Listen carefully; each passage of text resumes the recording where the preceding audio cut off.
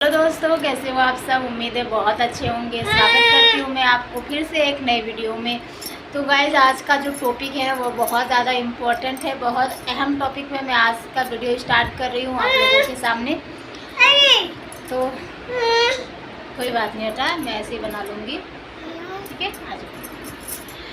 तो गाइज ना, मैं आज आप लोगों से शेयर करूंगी कि जब मैं प्रेग्नेंट थी, जब मेरा बाबू होने वाला था, तो मैंने 9 महीने कैसे स्ट्रगल किया, किन किन चीज़ों का सामना किया, क्या क्या मुझे ज़रूरत पड़ी। तो स्टार्टिंग में मैं तो हैदराबाद रहती हूँ और हैदराबाद में ही थी जब मेरा बाबू होने वाला था।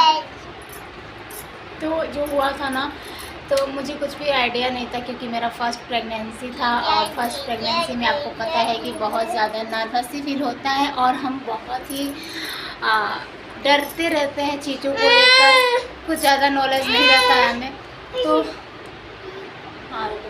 तो फिर मैं ना यूट्यूब से ही देखती थी कुछ ज़्यादा टिप्स, तो मुझे थोड़ा बहुत हेल्प मिला था। तो स्टार्टिंग के कुछ महीनों में बहुत ज़्यादा प्रॉब्लम होती है, बहुत ज़्यादा ही प्रॉब्लम होती है। साथ में कोई ना कोई चाहिए होता है आपको केयर करने के लिए। लेकिन उस टाइम मैं बहुत अकेली थी, कोई नहीं था, हस्बैंड ड्यूटी चले जाते थे। लेकिन होता है ना कि अगर आपको खुशी हो किसी चीज़ की पाने की, तो सारी तकलीफ़ें हम भूल जाते हैं। तो वैसा ही कुछ हुआ था।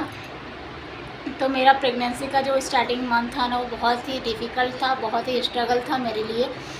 आप कह सकते हो कि मतलब सारा काम करके और मतलब तबीयत इतना ज़्यादा मेरा ख़राब होता था। मेरा बार बार ब्लड प्रेशर लो हो जाता था, बीपी लो हो जाता था, मुझे उल्टी ज़्यादा होती थी। 5 मंथ तक मेरी उल्टियाँ कंटिन्यू रही है, मुझे कुछ भी नहीं पचता था, कुछ भी नहीं। आप कह सकते हो कि मैं पानी भी पीती थी ना, मुझे उल्टी हो जाती थी। मतलब खाना तो बहुत दूर की बात है, मैंने बहुत कम खाना खाया है इस 5 महीनों में। जो भी खाया है वो मैंने निकाल दिया है। तो मैंने ज़्यादा अनार खाती थी, अनार से मुझे राहत मिलती थी। और मौसमी जो होते हैं, मौसमी खाने चाहिए बच्चे बहुत ज़्यादा गोरा होता है, जो कि मेरा बाबू है भी गोरा और हुआ भी बहुत अच्छा था, हेल्दी हुआ था। अभी तो थोड़ा पतला हो गया है क्योंकि बड़ा हो रहा है। और पता है, फ्रूट्स मैंने बहुत ज़्यादा खाया है। मेरा बाबू 4 केजी का हुआ था, 4 केजी में 20 ग्राम कम होगा, ऐसे ही कुछ था। तो बहुत हेल्दी हुआ था, क्योंकि मैंने अपनी डाइट बहुत अच्छे से प्लान किया था, बहुत अच्छा से अपना ध्यान रख रही थी। भले मैं अकेली थी, लेकिन मैं ना दिन भर में, आप पता है, एक बार खाना मत खाओ प्रेगनेंसी में, और एक टाइम में ज़्यादा खाना नहीं खाना चाहिए। यानी कि सुबह भरपेट खा लिया, फिर दोपहर को नहीं खाया तो भी चले, ऐसा नहीं होता है। सुबह में हल्का खाओ, फिर थोड़े 10 बजे तक हल्का खाओ, फिर 1-2 बजे तक हल्का खाओ, फिर शाम को खाओ, रात को खाओ। ऐसे होता है, थोड़ा थोड़ा खाना दिन भर खाना चाहिए, क्योंकि सुबह का और रात का खाना बच्चे को लगता है, बाकी खाना आप बच्चे को नहीं लगता है, आपको ही लगेगा।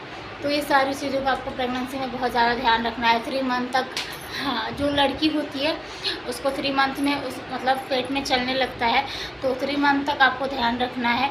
और उल्टी कंटिन्यू होती रहती है, मतलब कुछ भी नहीं पचता है इस टाइम, तो आपको बहुत ज़्यादा केयरफुल रखना है खुद को। डॉक्टर से सलाह लेनी है, मेडिसिन वगैरह आपको टाइम पे लेना है। एसिडिटी की प्रॉब्लम नहीं होनी चाहिए, गैस में बच्चे को बहुत ज़्यादा प्रॉब्लम होती है। अगर आपको एसिडिटी हो रही है तो इसकी वजह इसको भी आपको डॉक्टर के साथ कंसल्ट कर लेनी चाहिए। और जो भी दवाइयाँ दे रहे हैं उसे टाइम से खाओ।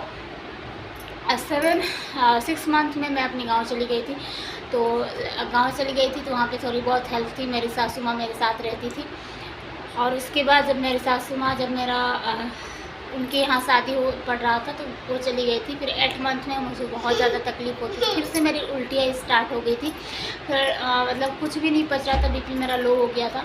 फिर मुझे डॉक्टर के पास जाना पड़ा। मैंने अपनी प्रेगनेंसी में कम से कम, मतलब अब मानूँ तो मैंने बहुत ज़्यादा पानी खुद को चढ़ाया है, मुझे स्लैन बहुत ज़्यादा लगा है। मेरे शरीर में, मेरे बॉडी में पानी की कमी हो गई थी, क्योंकि मैं पानी बहुत कम पी रही थी। इसलिए बिल्कुल आप ये गलतियाँ ना करें, आपको बहुत पानी पीना है। भले आप खाना कम खाओ, फ्रूट्स और पानी ज़्यादा पियो, ये बहुत सही रहता है। लेकिन मैंने बहुत कम पानी पिया था, मुझे पानी की कमी हो गई थी। और मेरा बच्चा भी हुआ था बहुत सूखा, ना खून गिरा था ना पानी गिरा था, बिल्कुल नहीं।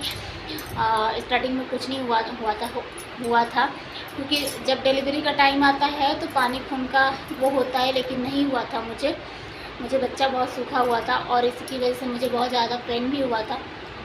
तो यही सब हुआ था मेरे साथ। और 9 मंथ में मैं बिल्कुल अकेली हो गई थी, कोई नहीं था मेरे साथ। लेकिन फिर भी मैंने बहुत ज़्यादा मतलब जो कहते हैं ना बहुत ज़्यादा दुख, वो मैंने नहीं झेला था। मैंने बहुत अच्छे से अपने आप को संभाला था और बाबू मेरा बहुत अच्छा हुआ था। मेरी डिलीवरी नॉर्मल हुई थी। तो इन सारी चीज़ों को अगर आप ये ध्यान रखते हो, टाइम टू टाइम खाना खाते हो, डॉक्टर के साथ अच्छी कंसल्ट में रहते हो, पानी ज़्यादा पीते हो, नॉर्मल डिलीवरी के लिए आपको मेन पॉइंट तो मैंने बताना ही भूल गया। मेन पॉइंट ये है कि आपको बहुत ज़्यादा चलना होता है। बिल्कुल भी सोए मत रहो। सोए रहने से बच्चा ऊपर आ जाता है, ताकि आपको सांस लेने में भी दिक्कत होती है और नॉर्मल डिलीवरी में भी दिक्कत होती है। इसलिए आपको बहुत ज़्यादा चलते रहना है, एनी टाइम चलते रहना है। अब आराम करो, सोए मत रहो, कुछ ना कुछ काम करते रहो, ये आपके लिए बहुत अच्छा होगा। इसमें नॉर्मल डिलीवरी की बहुत ज़्यादा चांस होती है। तो इन सारी चीज़ों को आपको ध्यान रखना है। और आप लोगों की डिलीवरी कैसी हुई है, नॉर्मल है या फिर कैसी है, आप मुझे ज़रूर कमेंट करना। और हमारी वीडियो आपको कितनी हेल्पफुल लगती है ये भी हमें कमेंट करना। तो चलिए मिलते हैं कल एक अच्छे नए वीडियो के साथ। तब तक ले दीजिए मुझे इजाज़त। ध्यान रखिए अपना और अपनी फैमिली का। Thank you so much guys.